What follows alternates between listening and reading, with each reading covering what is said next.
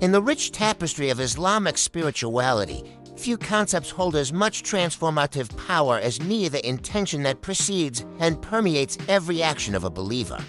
This Arabic term encompasses far more than mere goal setting. For Muslims across the centuries, Niyyah represents the lens through which ordinary life becomes extraordinary worship, the silent compass orienting the heart toward its creator. At its core, Niyyah refers to the determination of the heart, the conscious, sincere resolve to perform an act for the sake of Allah. It is not merely whispered words before prayer, though verbalization helps focus the mind. Rather, it is the internal orientation, the spiritual posture assumed before the body moves. When a Muslim rises for pre-dawn prayer, extends hands to give charity, or speaks truth in difficult circumstances, it is Niyyah that transforms these physical motions into acts of devotion. The significance of this concept cannot be overstated. The Prophet Muhammad, peace be upon him, declared, "Actions are judged by intentions, and every person will get what they intended." This statement, recorded in authentic hadith collections, has echoed through 14 centuries of scholarship. Imam al-Shafi'i, the renowned jurist whose legal methodology shaped Muslim practice, famously remarked that this single hadith comprises 70 chapters of jurisprudence. Such weighty testimony hints at the ocean of meaning contained within these few words, indicating that the legal and spiritual validity of an action rests entirely upon the motivation behind it. To understand why intention matters so profoundly, one must appreciate the tradition's integrated vision of human existence. Unlike modern secular frameworks that relegate religion to specific times and spaces, Islam recognizes no such boundaries. Every domain of life falls under divine sovereignty, and every moment offers potential for spiritual elevation. The division is not between sacred and secular, but between actions performed with awareness of Allah and those performed in forgetfulness. Here Niyyah serves as the alchemist's stone, capable of transforming base metal into gold. The laborer working to support his family, the student pursuing knowledge, or the physician healing the sick, each of these, when animated by sincere intention to please Allah, becomes an act of worship rivaling the ritual prayers themselves. The Prophet himself illustrated this principle when he noted that even intimate relations between spouses, when approached with the proper mindset, carry reward. Nothing falls outside the circle of potential devotion. This expansive vision addresses a perennial spiritual challenge, the temptation to compartmentalize faith. Niyyah dissolves such artificial boundaries, demanding integrity between public profession and private motivation. If Niyyah elevates ordinary actions, its absence or corruption undermines even the most impressive religious displays. The Islamic tradition identifies Riyah, showing off or seeking human recognition rather than divine pleasure, as among the most insidious spiritual ailments. A scholar may deliver magnificent sermons or a philanthropist build hospitals, yet if these deeds seek the admiration of others, they avail nothing in the ultimate reckoning. The Quran warns of those who spend their wealth to be seen by people.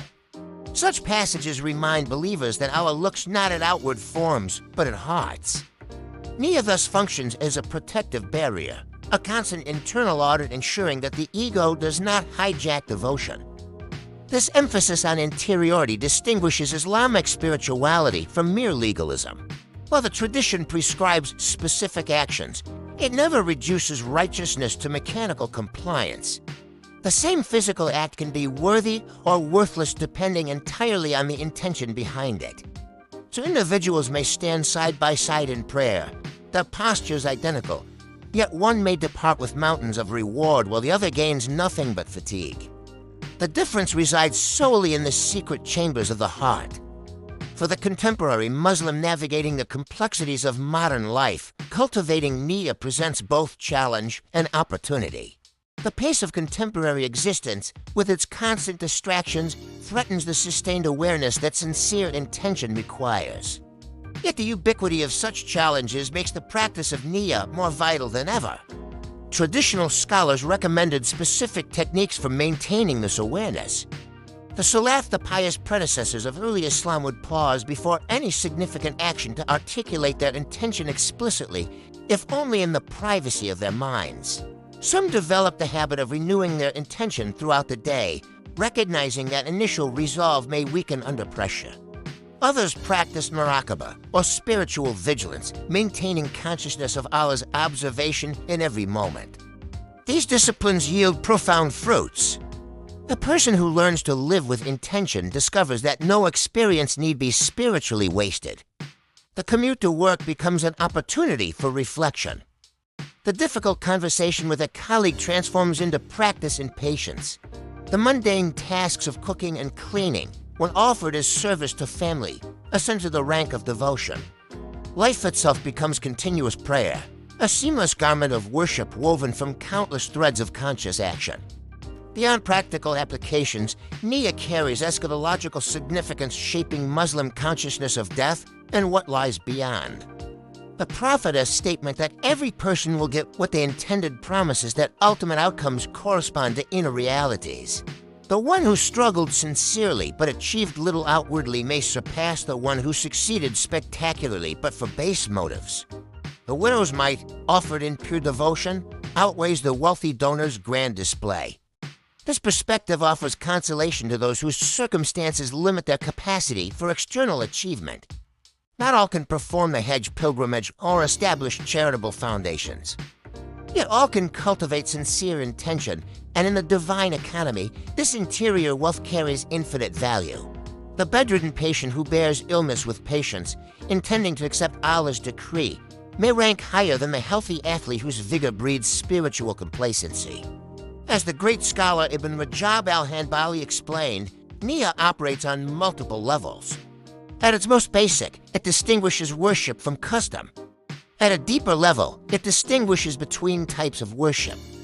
At its most refined, it distinguishes between sincerity and its counterfeit. This final level, the purification of intention from all admixture of worldly motive, represents the lifelong project of the serious believer. It admits of no completion, only continuous striving. The Islamic spiritual tradition abounds with stories of masters who, after decades of devotion, still feared the hidden hypocrisy of their own hearts. Such humility itself becomes protection. In an age of image and appearance, of social media performance and curated personas, the Islamic emphasis on Niyyah offers radical countercultural medicine. It redirects attention from the observable to the invisible, from the applause of crowds to the approval of the divine. It suggests that the most important moments of our lives may be those that leave no external trace to silent intention formed in the privacy of consciousness. The choice to act for Allah's sake when no one watches. For Muslims, Niyyah remains the invisible thread connecting every aspect of existence to its ultimate source. It transforms life from a series of disconnected episodes into a coherent spiritual journey. In the words of the Quran, believers are those who have believed in Allah and His Messenger, and strove with their wealth and their lives in the cause of Allah. Those are the truthful. Truthfulness here encompasses both external honesty and internal sincerity, the perfect alignment of word, deed, and intention. To live with Niyyah is thus to live truthfully, to bring the hidden motivations of the heart into harmony with the public commitments of faith. It is to recognize that in the final accounting, we will not be asked merely what we did, but why we did it, whom we sought to please in that light.